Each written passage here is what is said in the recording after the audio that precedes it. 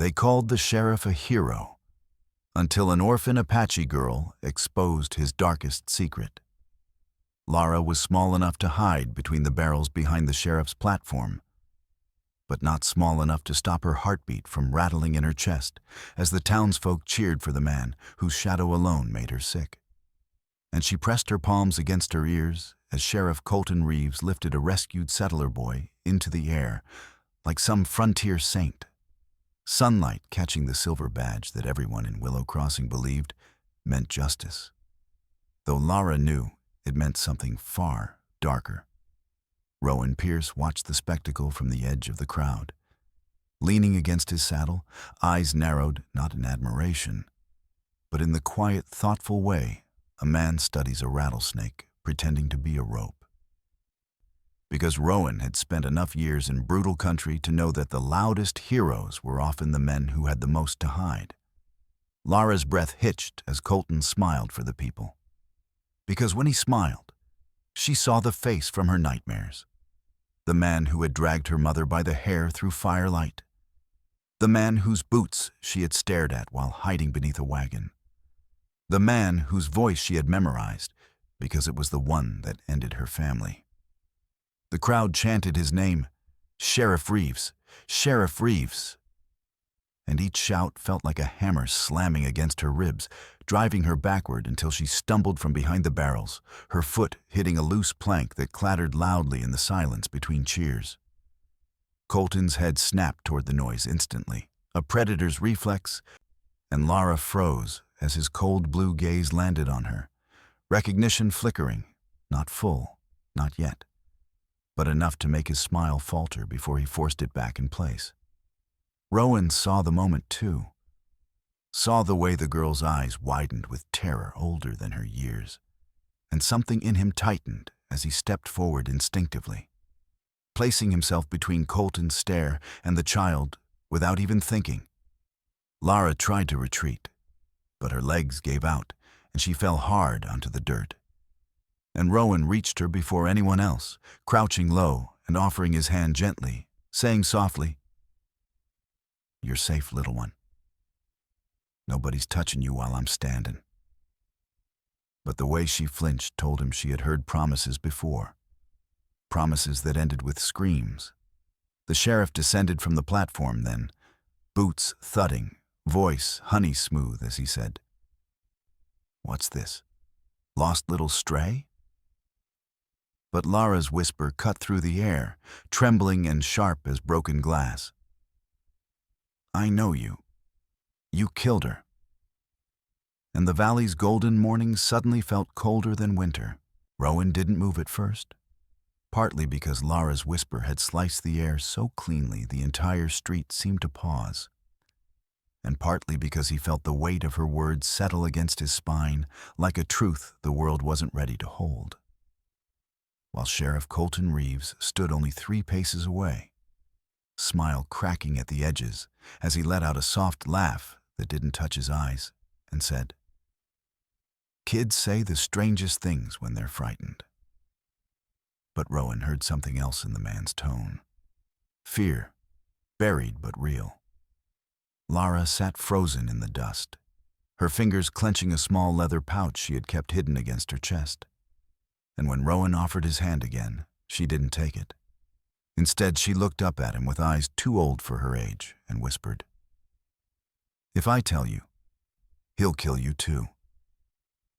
And Rowan felt a slow burn rise in his chest because the kind of fear that taught a child to warn grown men wasn't born from imagination. Colton stepped closer, boots cutting clean prints into the earth. And when he spoke, his voice lowered into something darker, almost private, saying, "Hand the girl to me, Rowan. She's been wandering camps.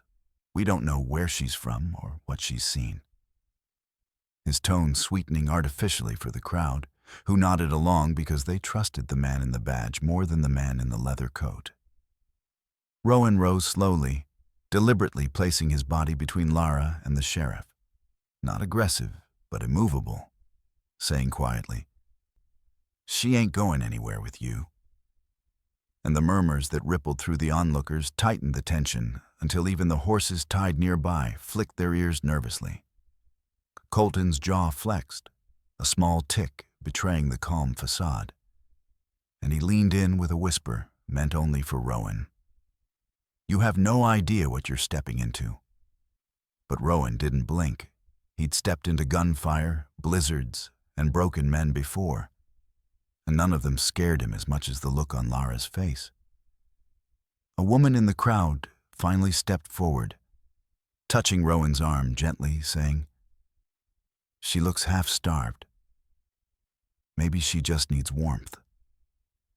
But Lara shook her head violently, clutching the pouch harder, whispering, "He took it. He took what my mother told me to protect."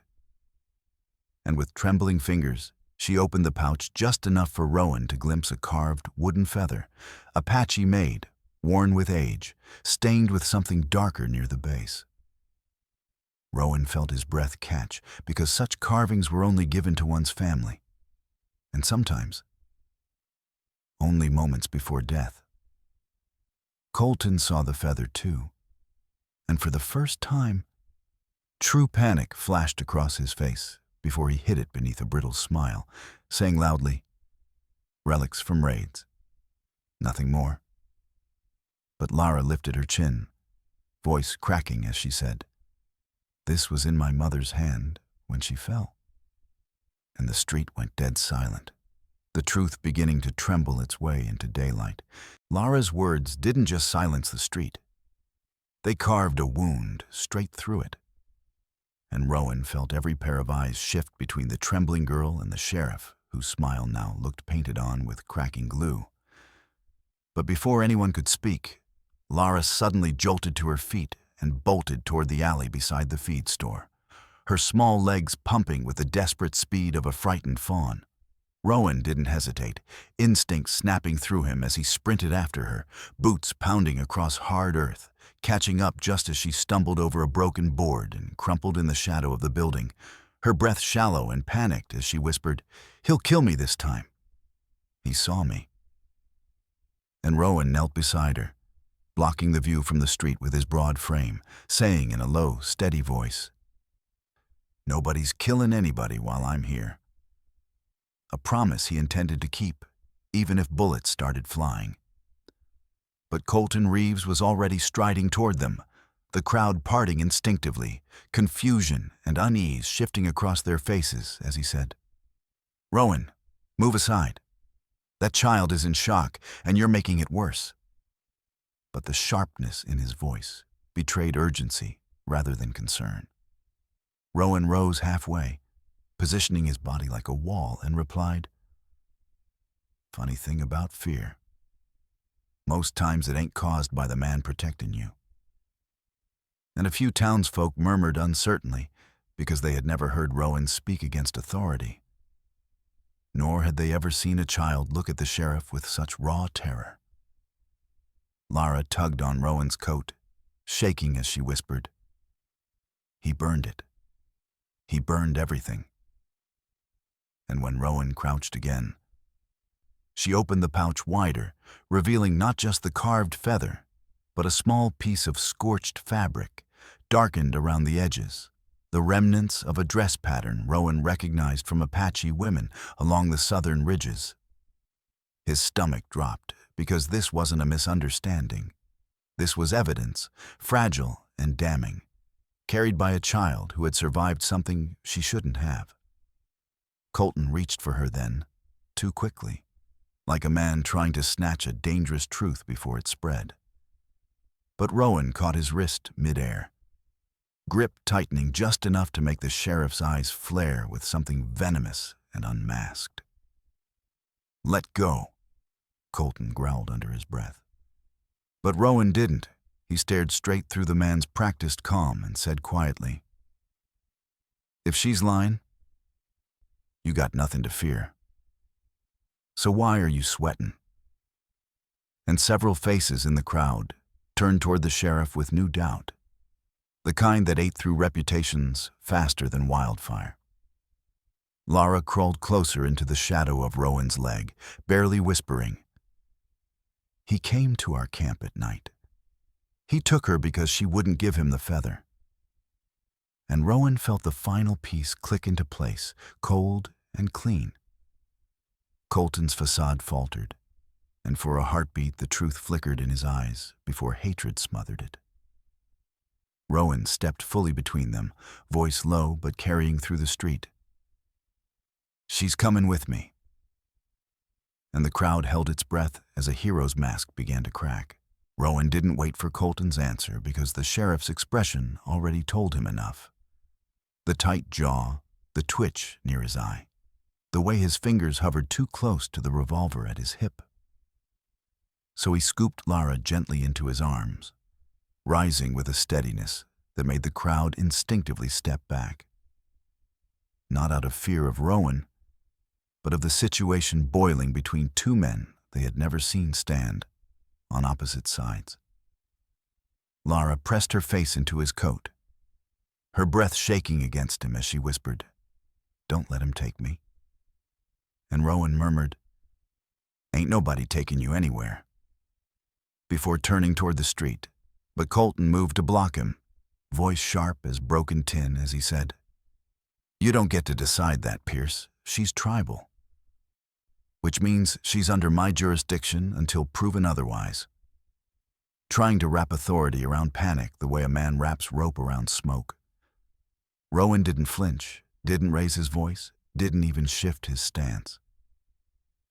He just looked at the sheriff with a quiet patience that felt more dangerous than anger and said, "You call yourself a hero, yet she shakes when you breathe."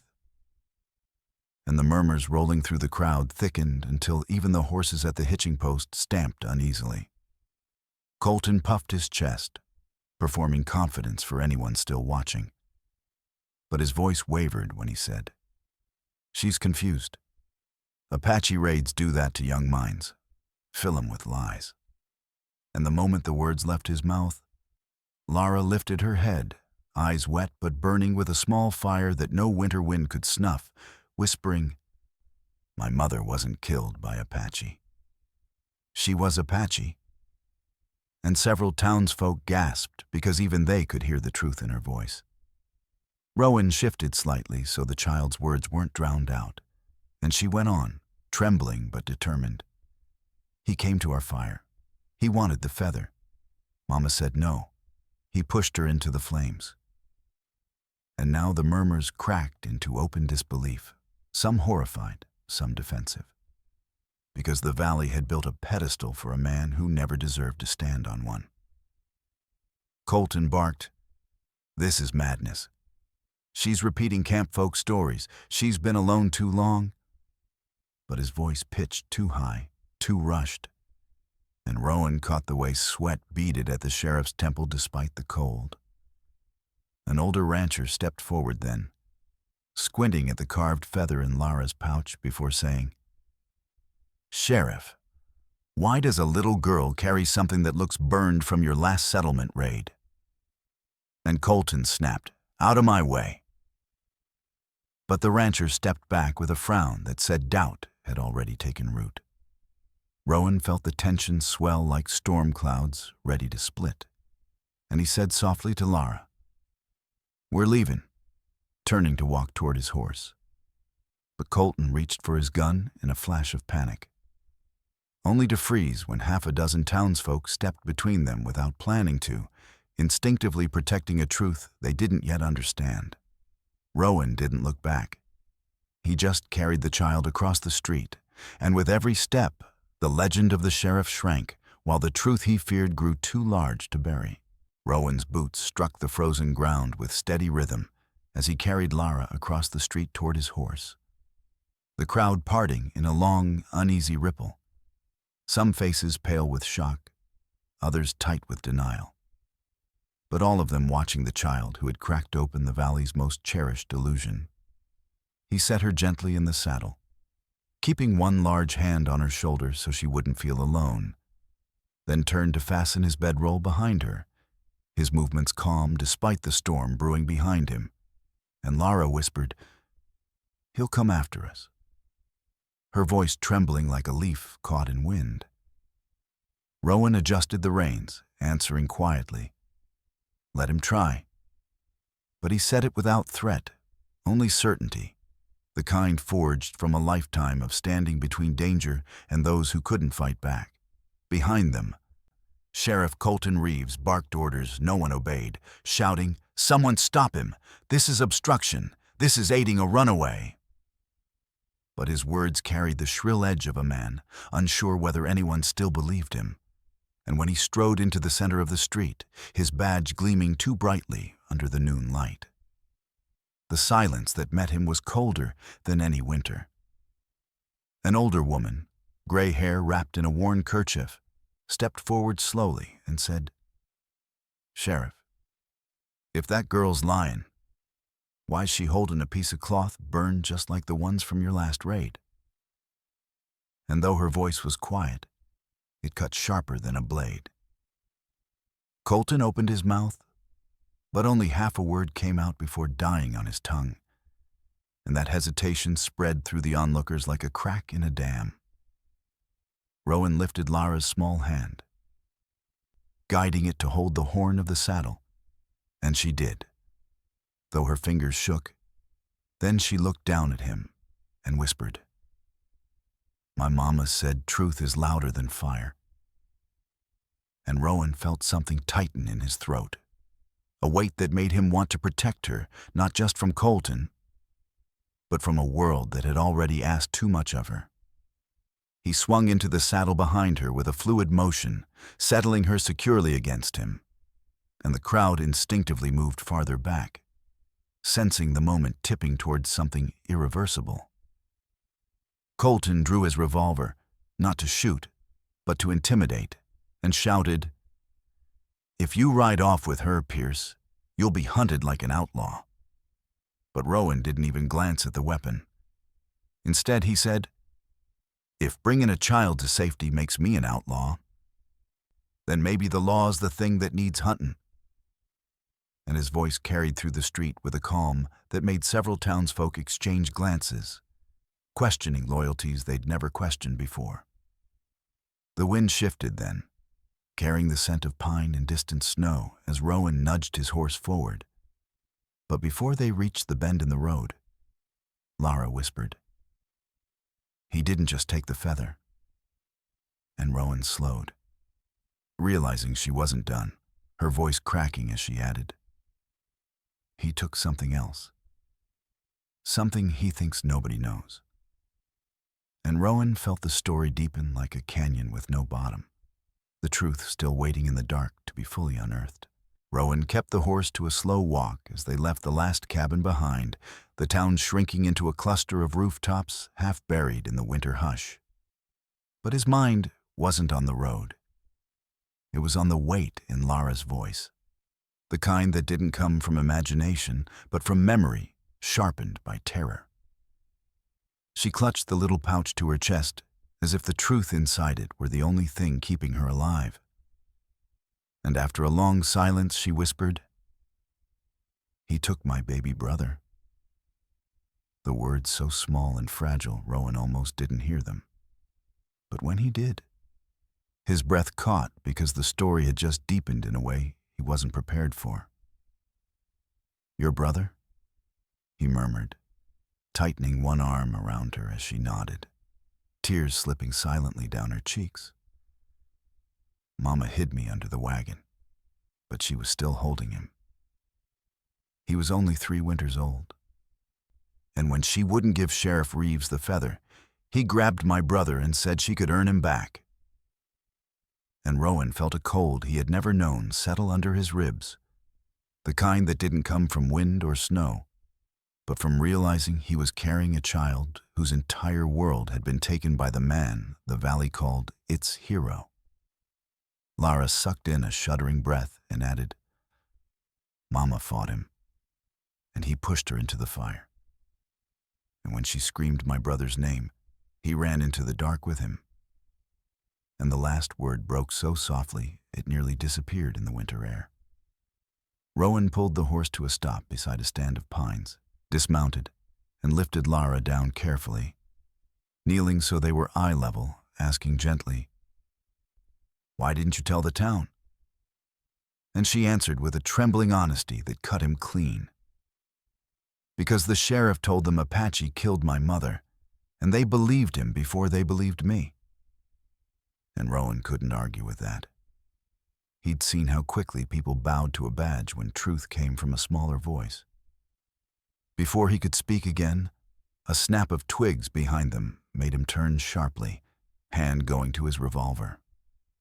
But it wasn't Colton. It was a man Rowan recognized. Elias Crowder, the quiet trapper who lived near the ridgeline, emerging from the trees with a wary expression. "You ridin' with trouble, Pierce?" he asked, glancing from Rowan to the trembling girl. And Rowan replied, "Trouble's behind us. Truth's in front." But before Rowan could say more, Lara gasped and stepped closer, whispering, "He was there the night Mama died." And Elias froze like he'd been struck. Rowan rose slowly, tension coiled tight, and asked, "Crowder, what did you see?" But Elias didn't answer with words. He simply removed his hat, eyes darkening with guilt, and whispered, "Enough to know that child ain't lyin'. And enough to know the sheriff's secret ain't just dark, it's deadly." And Rowan felt the ground shift beneath all three of them as the truth finally cracked open. Elias stood stiff as a fence post, breath frosting the cold air, his eyes fixed on the little Apache girl who clutched Rowan's coat like it was the last safe thing left in the world. And Rowan could see in the trapper's haunted stare that whatever he'd witnessed hadn't just scarred him. It had silenced him for years. "Crowder," Rowan said quietly, stepping closer, "if you know something, now's the time." But Elias shook his head, not in denial, but in torment, rubbing a hand over his beard as he whispered, "I didn't stop him. I should have. God help me, I should have." And Lara's fingers tightened as she whispered, "He took my brother," her voice cracking into a sound that made Elias flinch like he'd been shot. Rowan knelt beside her, placing a steady hand on her shoulder before asking Elias, "Is the boy alive?" And Elias swallowed hard before nodding slowly, painfully, saying, "Last I saw, yes. Reeves kept him hidden in the old storeroom behind the jail, claimed he was protecting a witness. But that boy wasn't no witness. He was a prize." And Rowan felt his blood turn to iron because there was only one reason a man like Reeves would hide a child: leverage, control, cruelty. Elias looked at Lara then, voice barely audible as he added, "Your mama fought harder than any woman I've ever seen. Reeves didn't kill her by accident." And Lara's knees buckled. But Rowan caught her, holding her close as she trembled against his chest. The wind rattled through the pines, carrying with it a heaviness thick as storm clouds. And when Rowan rose, he wasn't the same man who'd left town minutes ago. He looked like someone carved from a promise. A dangerous one, the kind that sparked wars or ended them. "We're getting the boy," he said, no hesitation, no doubt. And Elias shook his head urgently. "Reeves has men watching every road. He'll kill the child before he lets you prove he stole him." But Rowan stepped closer, his voice low and steady as stone. "Then we don't take the road." And Elias blinked because Rowan wasn't bluffing. Lara tugged Rowan's coat, her small voice trembling but resolute as she whispered, "If you die, he wins." And Rowan crouched to meet her eyes, brushing her hair gently aside as he said, "Little one, there ain't a man alive I fear more than the idea of leaving you and your brother in his hands." Words that made her bite her lip to contain a sob. Elias looked between them, then cursed softly and said, "There's an old tunnel under the jail, forgotten by most except me."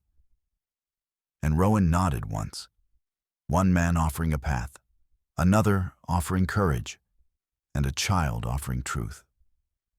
Lara looked at the distant glow of the town lights, her voice small but burning with the fire of her mother's last breath as she whispered, "He took everything from us.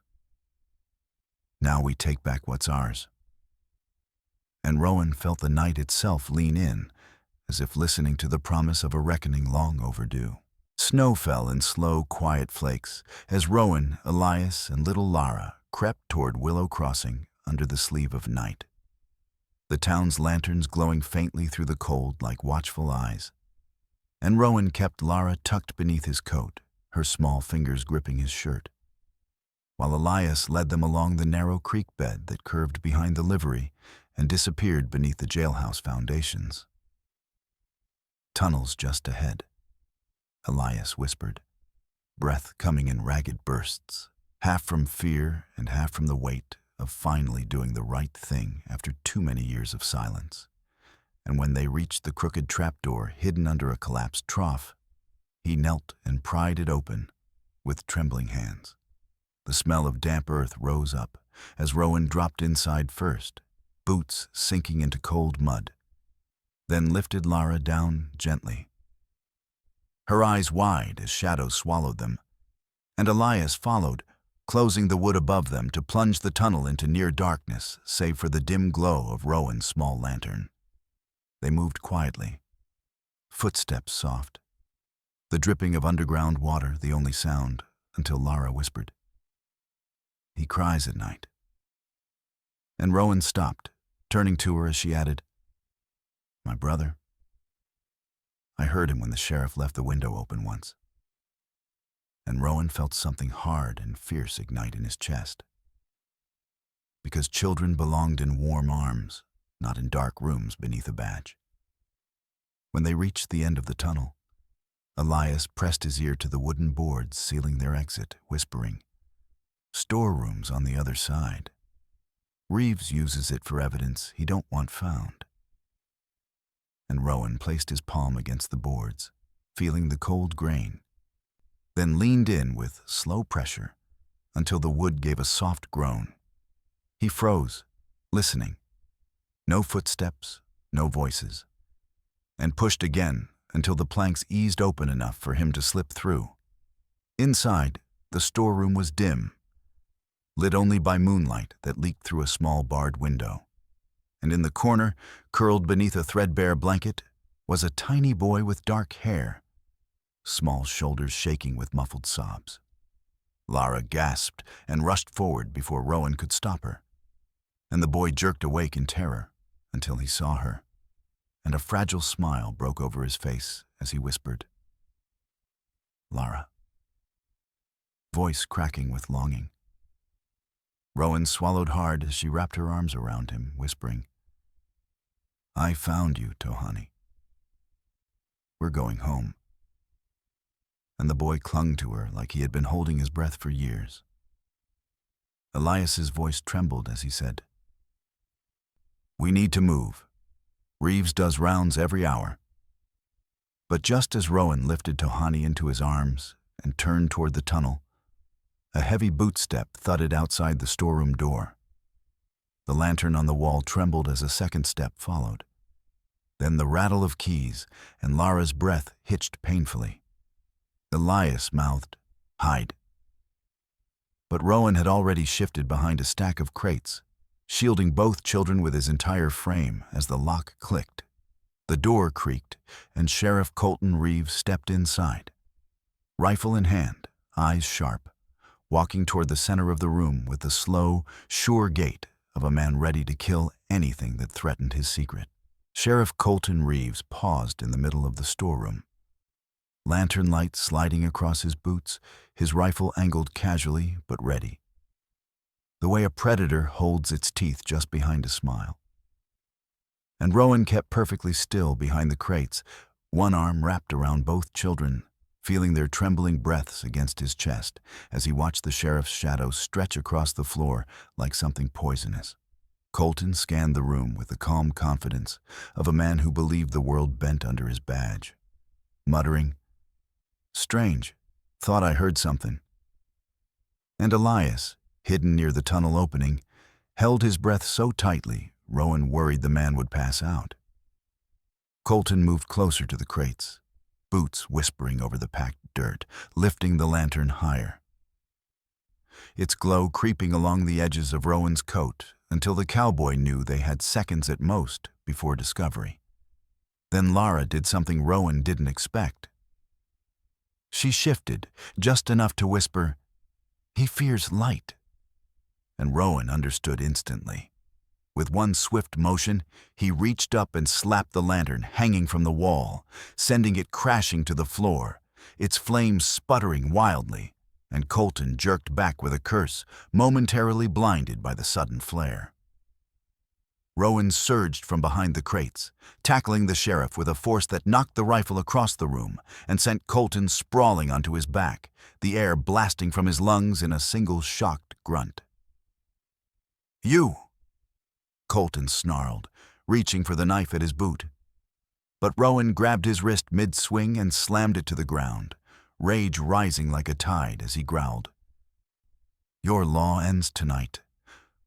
Words that vibrated with years of hurt, miles of injustice, and the weight of the little girl who watched him with terrified hope.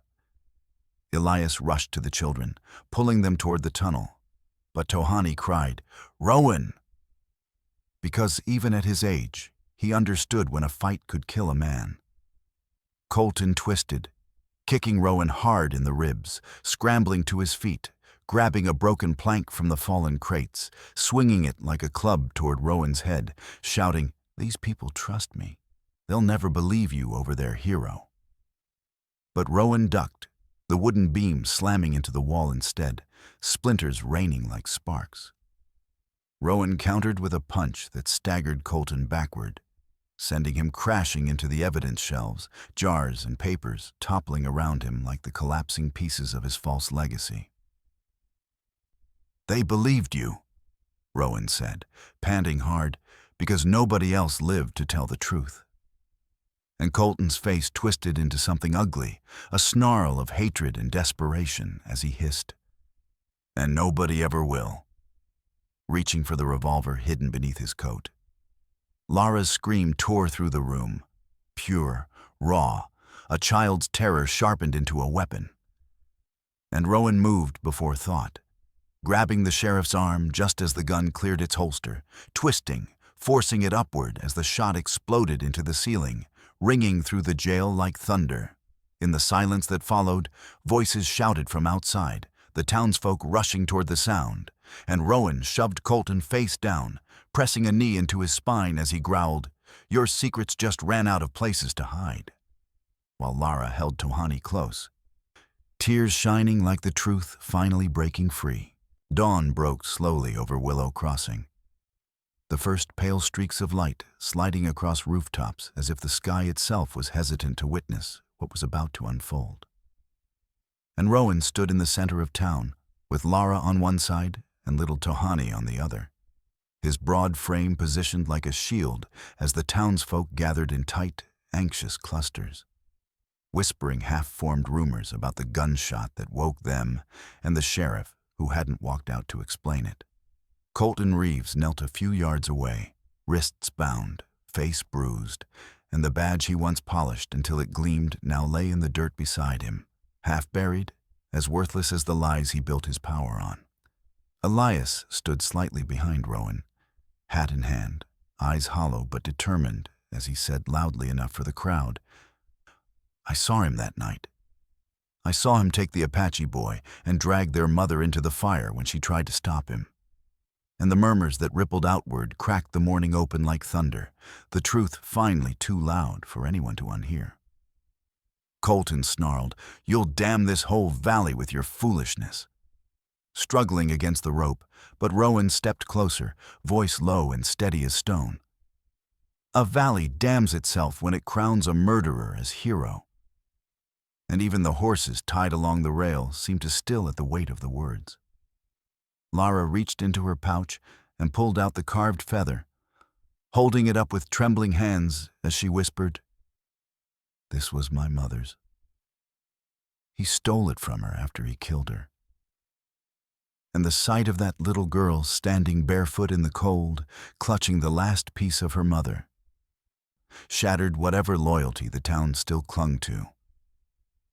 A preacher stepped forward, older, shoulders slumped with disbelief, and asked Colton, "Is it true?" But the sheriff couldn't meet his gaze.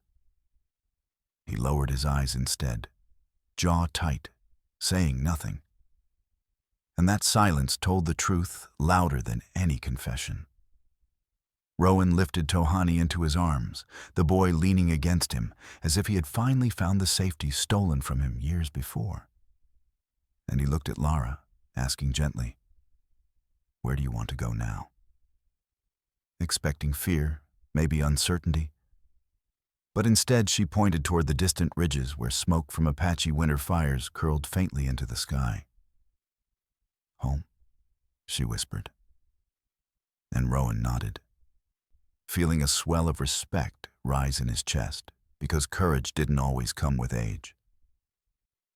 Sometimes it came in the shape of a child who refused to let the world forget her truth. As the crowd parted to let them pass, Rowan walked with the children beside him, each step carrying the valley farther from the lies it once worshipped. And as the sun warmed their faces, he murmured softly, "Some stories break us just enough to remember what justice feels like," letting the words drift into the new morning before adding with quiet certainty, "And if you're ready for another tale born from courage, there's one waiting just beyond the next horizon." Some stories break us just enough to remind us what justice feels like. And tell me, if a whole valley praised a man you knew was a monster, would you risk everything to speak the truth? Share your heart in the comments below.